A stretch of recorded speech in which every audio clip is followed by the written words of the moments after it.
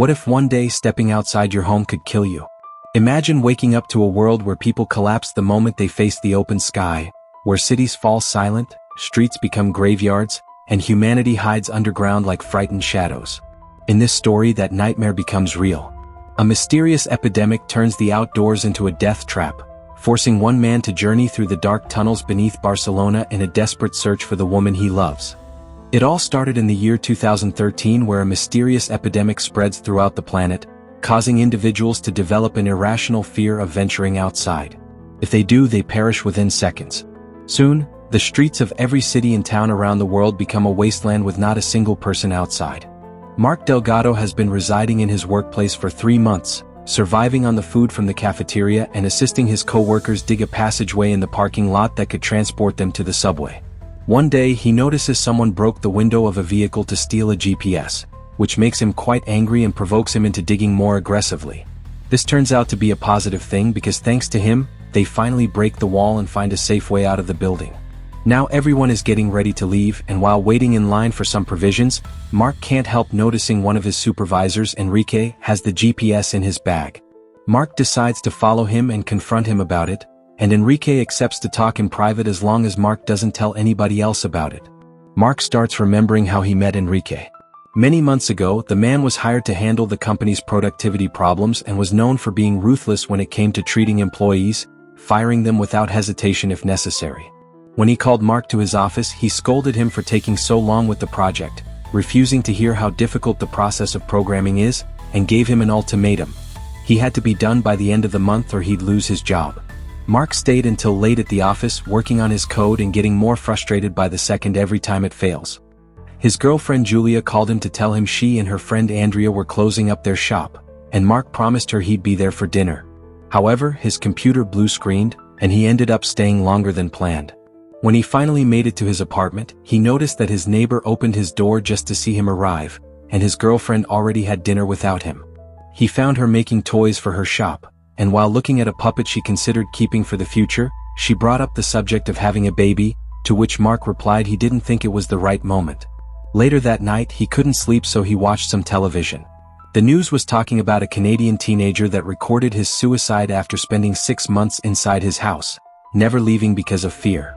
The next morning at work, everyone was watching the same clip, causing Marc's coworker Rovira to nervously leave the area. Another coworker pointed out he hadn't changed his clothes or taken a shower in days.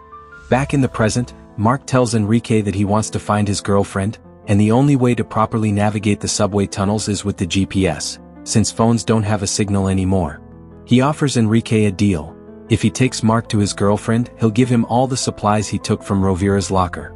Enrique at first says no, but he changes his mind pretty quickly when Marc threatens to tell everyone about the stolen GPS. After saying goodbye to their co-workers, the two men enter the subway tunnels. The GPS is working fine, but they keep it off to save the battery life, and for now they make do with a subway map. There are lots of people down there already, and they even hear gunshots, so they hurry up until they make it to the station, which is full of survivors from wall to wall. Suddenly, a teenager steals Enrique's bag with the GPS. He and Marc start chasing him through the station, following him upstairs and even dodging a fire until they make it to an area behind the turnstile. The kid joins 3 men that include his brother, who is a former cop and carries a gun. As the city outside finally starts losing all its power, the cop makes them fall to their knees while his brother finds the GPS in the backpack. Then he comes closer to get Marc's bag as well. When the lights go off inside the station too, Enrique jumps on the cop and struggles with him for the gun while Marc tackles the boy and recovers the GPS after it falls on the floor and gets its screen cracked. With the bag safe in his arms, Marc hides behind a column while Enrique manages to get the gun from the cop and kills him before wounding his partner with a shot as well. Then he joins Marc and together they run away, easily mixing themselves in the crowd thanks to the darkness that has now taken over the place. They stop by the stairs to bandage the cut Enrique has on his hand and to check if the GPS is still working after it fell. Thankfully it does. When Marc sees Enrique is keeping the gun, he thinks he's about to be left behind, but Enrique says he's going to keep his part of the deal. Marc starts thinking about the days before the lockdown again. One morning when he was leaving his apartment to go to work, he heard a large amount of flies inside his neighbor's place and noticed the door was open, so he went inside to see what was happening. He found the entire apartment filled with trash bags and a putrid smell that made him cough. His neighbor found him and attacked him with a knife, wondering why he came inside when he had never taken interest in him before and didn't even know his name. Marc asked him for how long he had stayed inside, and the man said he hadn't left the apartment in months. He tried to, but he was too scared and couldn't do it. Afterward, Marc went to work, where he saw Rovira being dragged away by security guards after he got fired for having been sleeping in the office and never going home. Marc followed them out as Rovira tried his best to fight back to no avail. The guards dragged him outside and he immediately started convulsing. Having a theory of what was going on, Marc told the guards to help him take him back inside, but it was too late. Rovira was already dead. Afterward, Marc checked Rovira's locker and found a bunch of survival supplies, like a flashlight, a gas canister, and canned food. Later in the evening, he told Julia about what happened and how he thought something serious was going on. Julia comforted him and they made love. Back in the present, Marc wakes up from a nap and doesn't see Enrique anywhere, so he thinks he's abandoned him, but Enrique soon shows up with a plastic bag he's retrieved to protect the GPS from water damage. The two men return to the subway tunnels, where Marc tries to find out what or who is waiting for Enrique at his destination, but he refuses to answer. He also notices how Enrique saves the seeds of everything he eats, like apples. Some moments later, with the help of the GPS, they found an entrance to the sewers and jump inside, not getting hurt because the water cushions their fall. They use the GPS again to find their way around and eventually, they arrive at the area under Marc's apartment building. To get inside, they make a simple plan. They hang the gas canister from the ceiling pipes and they'll make it explode by shooting it with the gun. Enrique fails his shot, so Marc takes over and tries himself, also failing his first try and causing his ear to bleed with the noise. When he tries again, however, he does hit the mark and the resulting explosion throws him back on the floor. Enrique helps him stand up and together they climb the debris and go through the hole to access the building, which just like the station is also filled with refugees. His old neighbor is still living in the same apartment, but the door to Marc's has its lock broken. They can see an eye looking at them through the peephole and this infuriates Marc, who starts yelling and pushing the door that is being held back by a man speaking in a foreign language. Taking advantage of the man's exposed hand, Marc bites it, causing him to step back and finally getting to enter his home. The man threatens them with a knife and Enrique takes out his gun in return, reaching an impasse until the man's wife and daughter show up. The little girl understands their language and explains they didn't have anywhere to go, so they took the apartment because it was empty. After both men put their weapons down, Marc tells them the place is his and takes a photograph of Julia from the wall to ask them if they've seen her, but they swear there was nobody there when they arrived. Afterward, they look around the place. Enrique finds no food in the fridge, but there are dead doves being prepared to eat, and an old popcorn bag in the trash can from which he retrieves the seeds. He also takes a kitchen knife with him. Marc, meanwhile, goes to Julia's work table and after finding her puppet, he grabs a drawing the little girl made and turns around the sheet of paper when he sees the name of a doctor on the corner. It's the picture of an ultrasound, because Julia has been pregnant since the last time he saw her and he didn't know about it. Marc starts remembering their last time together.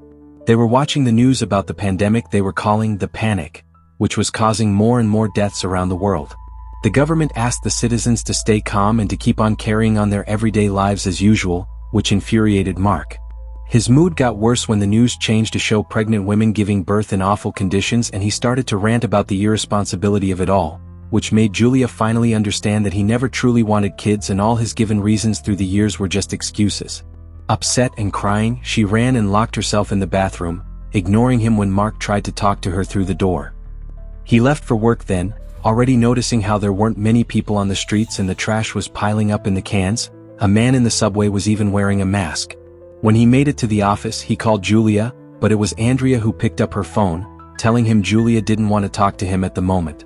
Getting desperate, Marc decided to go back, especially after both the phone and nearby televisions lost their connection. However, as soon as he stepped outside, he started to feel sick, so he had to run back inside and stay there permanently. Back in the present, it has started to rain, so Marc and Enrique help the family gather water by using an old stretcher. Soon people all over the city are using sticks to put buckets and pots under the rain to refill their water reserve. In the evening, Enrique carves 2 spears out of broomsticks, and Marc fills various bottles with the newly acquired water. He also puts Julia's puppet in his bag. They get back into the sewers in the morning, and when they reach a split, they argue over what way to choose. Marc wants to go to the mall where Julia used to work to see if she's there, but Enrique refuses, saying his deal was only to take him to his apartment and it isn't his fault she wasn't there when they arrived. He even takes out his knife to defend himself and wonders aloud if Julia is even alive, which makes Marc furious and causes him to jump on him to beat him up. In the struggle, Enrique drops the knife and Marc drops the flashlight, which breaks when it hits the floor. The two men break up the fight and Marc demands to know what Enrique has that could be more important than his wife and baby. So Enrique finally confesses he wants to go to the hospital his father has been staying at after he lost the capacity to move because of an embolism. He also tells Marc that he could come with him because once he reaches the hospital, the GPS can be his. After some hesitation, Marc accepts. The duo finds some stairs that take them inside a church. While looking around, they find a lighter and a hip flask with alcohol still in it, so they use both things plus some wood to start a fire. It seems the light has called someone's attention because they hear some noises nearby, so they grab their spears and go investigate. What they find at the back of the church is quite a surprise. It's a bear who quickly starts chasing after them. Marc is about to reach the sewer stairs when he notices Enrique has fallen and the bear is on him, so he decides to stay and help. He pokes the animal with his spear to get him off Enrique, who rushes back to their bonfire and lights a torch to keep the bear at bay. This isn't enough, however. The bear is advancing and pushing them towards the doors that would take them outside, so Marc comes up with a plan. He asks Enrique to drop the torch, and when he does, the bear uses the chance to jump on him, so Marc receives him with his spear pointed at him, causing the bear to impale itself on it. Both men can't help laughing when they find a tag that says the bear comes from the Barcelona Zoo. Moments later, they're eating the bear meat that they have roasted over the fire. Enrique thanks Marc for staying instead of escaping with the GPS and admits that before everything happened, he would have fired him even if he had finished the project on schedule. But this confession only makes them laugh again. Enrique also admits that he's worried that without his father, nobody will notice if he dies, and there are some important things he still needs to talk to him about. In return, Marc tells him he told Julia he didn't want kids, but it wasn't entirely true. He was just scared he wouldn't be able to take care of and protect the kid, a fear that has only gotten worse in the current situation. Some hours later, they go back to the sewers and come across a family coming from the opposite direction. One of them is hurt, so they tell them to go with them to the hospital, but they reply with bad news. Rumors said the hospital Enrique's father was at has burned down. Freaking out, Enrique rushes into the nearest door and enters a building, where he climbs the stairs until he reaches a floor high enough to oversee the city and confirm the rumors. The hospital has indeed burned down. Feeling like he has nothing else to live for, Enrique breaks the window with a chair and gets ready to jump, but Marc pushes him back inside and tells him he needs him. Enrique disagrees, so he gifts Marc the seeds for his future baby and tells him to leave. After going through the sewers again, Marc finally reaches the mall, which he enters through a parking lot filled with bodies. Ignoring the sensation of being followed, he rushes to Julia's shop, but he only finds the body of Andrea's mother. Getting incredibly desperate, he looks through all the papers and notebooks, but he doesn't find any clues, so he throws it all on the ground with anger and cries until he notices something in the mirror. After cleaning away the dust, he finds a note from Andrea for her mother, saying they're stuck in the supermarket section of the mall. Marc hurries to that area, which has been barricaded so the people living upstairs can't come to steal food from them any longer.